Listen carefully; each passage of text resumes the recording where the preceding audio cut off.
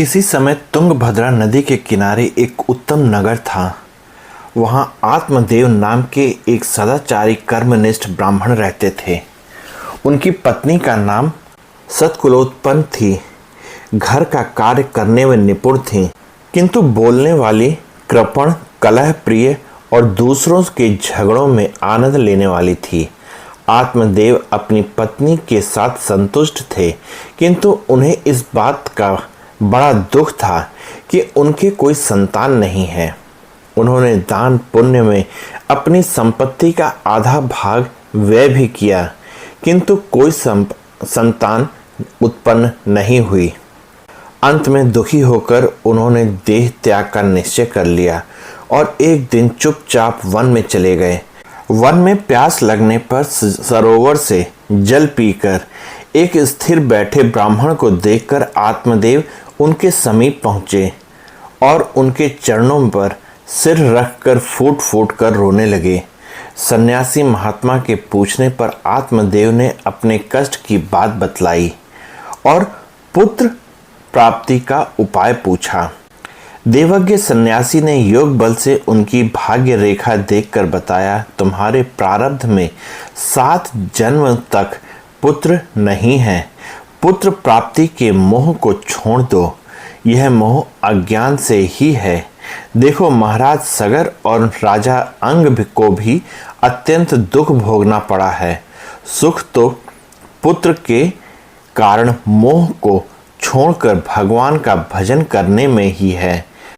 परंतु ब्राह्मण तो संतान की इच्छा से मोहांध हो रहे थे। उन्होंने कहा, यदि आपने पुत्र प्राप्ति का उपाय न बताया तो मैं यहीं आपके सामने प्राण त्याग दूंगा।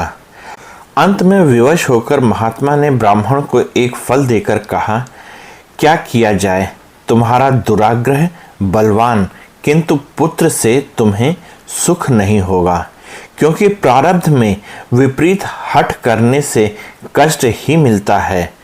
अच्छा, यह फल ले जाकर अपनी पत्नी को खिला दो, इससे उसे पुत्र होगा। तुम्हारी पत्नी 1 वर्ष तक सत्य बोले, पतिव्रता पूर्वक रहे, जीवों पर दया करे, दीनों को दान दे और केवल एक समय भोजन करे तो पुत्र धार्मिक उत्पन्न होगा। महाराज तो फल देकर चले गए और ब्राह्मण ने घर आकर फल अपनी पत्नी को दे दिया। परंतु आत्मदेव की देवी जी भी अद्भुत ही थी। उन्होंने वह फल खाया नहीं, उल्टे अपनी सखी के सामने रोने लगी। सखी, यदि मैं फल खा लूं तो मैं गर्भवती हो जाऊंगी, उससे मेरा पेट बढ़ जाएगा, भूख कम हो जाएगी, मैं दुर्बल हो जाऊंगी, फिर घर का कार्य कैसे होगा।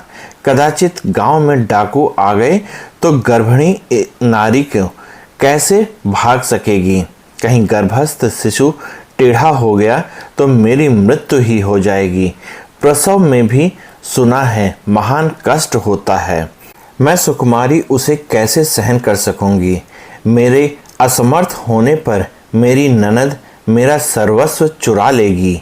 पुत्र के लालन पालन में भी स्त्री का बड़ा दुख होता है।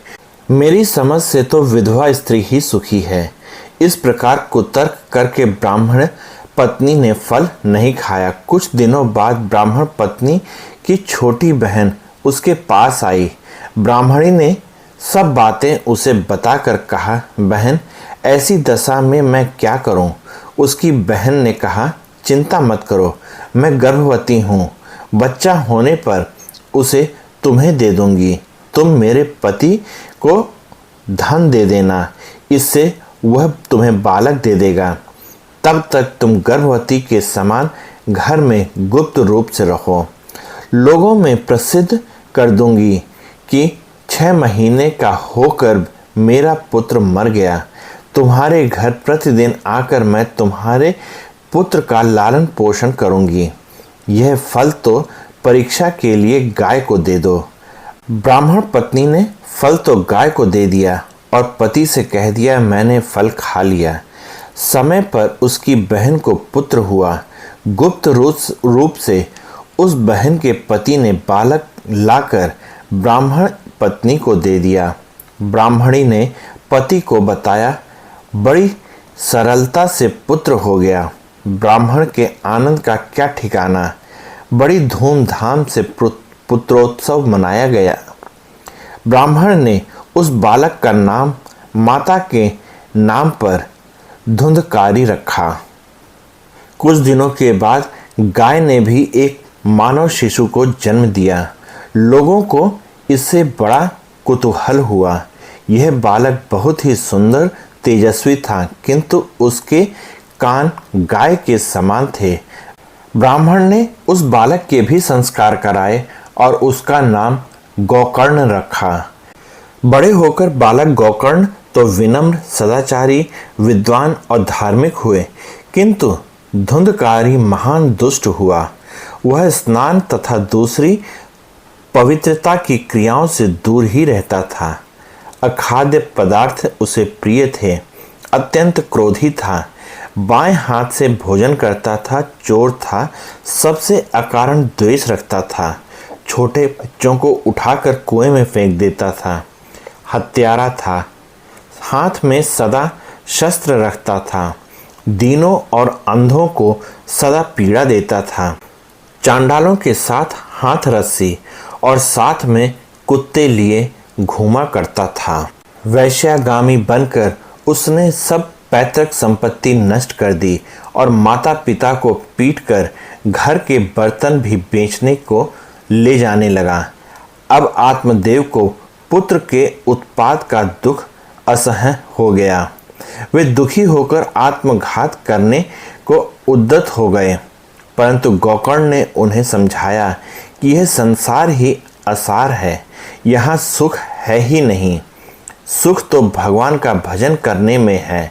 गोकर्ण के उपदेश को स्वीकार करके आत्मदेव वन में चले गए। वहाँ भगवत भक्ति में मन लगाया। इससे अंत में उन्हें भगवलोक की प्राप्ति हुई। इधर घर में धुंधकारी ने माता को नित्य पीटना प्रारंभ किया कि धन कहाँ छिपा कर रखा है, बता। इस नित्य की मार से व्याकुल होकर ब्राह्मणी ने कुएं में कूदकर आत्मघात कर लिया। स्वभाव से विरक्त गोकर्ण तीर्थ यात्रा करने चले गए। अब धुंधकारी को स्वतंत्रता हो गई।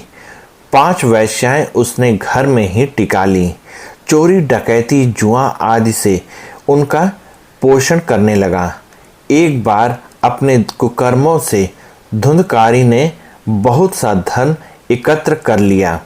धनराशि देखकर वैश्याओं के मन में लोभ आया। उन्होंने परस्पर सलाह करके एक रात में सोते हुए धुंधकारी की रस्सियों से बांध दिया और उसके मुख पर जलते अंगार रखकर उसे मार डाला। फिर उसका शव गड्ढा खोदकर गाड़ दिया और सब धन लेकर वे चली गईं। मरकर धुंधकारी प्रेत हुआ। तीर्थ यात्रा करके जब गोकर्ण लौटे और रात्रि में अपने घर में सोए, तब नाना वैश्यों में प्रेत बनकर धुंधकारी उन्हें डराने का प्रयत्न करने लगा। गोकर्ण की कृपा से वह बोलने में समर्थ हुआ।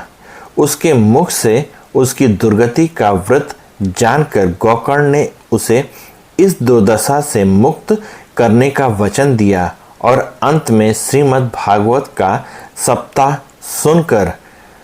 सुनाकर उसे प्रेतात्म से मुक्ति किया। दोस्तों, आप लोगों को हमारी वीडियो कैसी लगी, इसको कमेंट करके आप बताइएगा। और आप सब लोग इस वीडियो में हमारे साथ बने रहे, इसके लिए आप सबका बहुत बहुत हृदय से धन्यवाद और जय हिंद दोस्तों।